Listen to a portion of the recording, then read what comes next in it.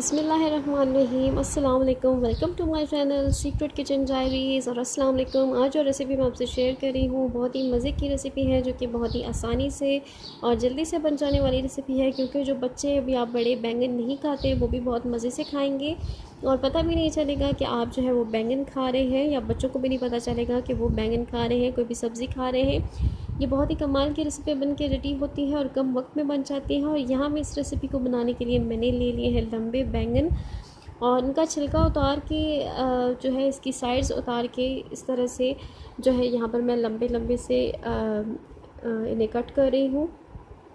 और कट करने के बाद यहाँ पर मैं इस शेप में ये कट कर रही हूँ, और इसके साथ ही यहाँ पे मैं इन्हें ठंडे पानी में डाल दूँगी ताकि ये काले ना हो। और दूसरी साइड में एक बर्तन में मैंने आधा कप जो है यहाँ पर मैदा ले लिया है, और इसमें आधा चम्मच यहाँ पर मैं शामिल कर रही हूँ नमक, और आधा चम्मच ही यहाँ पर मैं इसमें शामिल करूँगी लाल मिर्च पाउडर।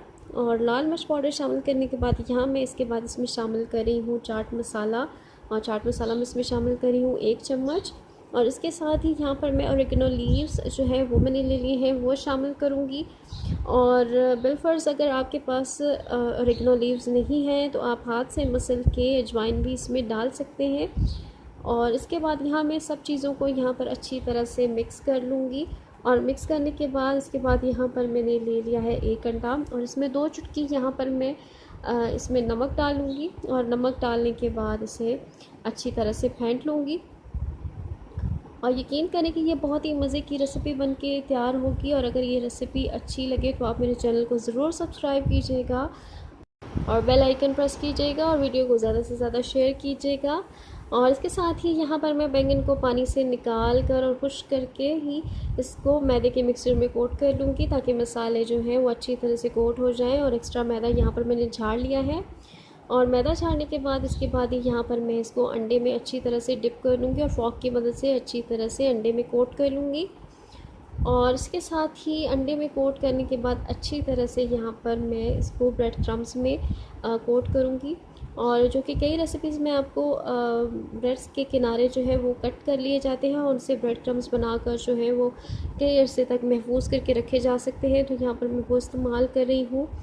और इस तरह से यहाँ पर मैंने ब्रेड क्रम्स जो है लगा लिए हैं, और एक्स्ट्रा जो है वो मैंने झाड़ लिए थे। और इसके साथ ही यहाँ पर आप देख सकते हैं कि तमाम बैंगन पर मैदे के मिक्सचर और अंडे और ब्रेड क्रम्स की कोटिंग करने के बाद ही मैंने सारे जो है वो बैंगन रेडी कर लिए हैं।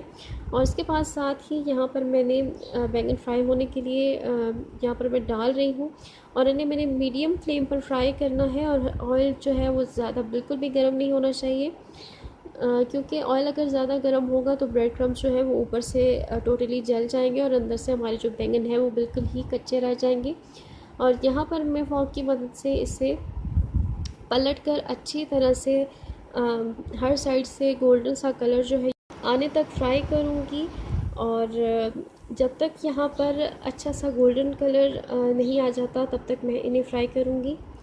और साथ ही साथ इसकी साइड्स भी मैंने चेंज कर लेनी है, और इनका कलर आने तक फ्राई करूँगी। और ये बहुत ही मज़े के झटपट बन के रेडी हो जाते हैं।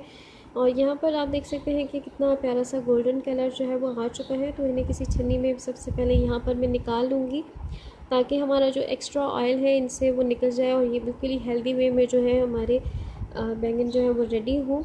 आप इन्हें किसी भी चटनी या केचप के साथ या किसी भी मनपसंद अपनी सॉस के साथ जो है वो सर्व कर सकते हैं।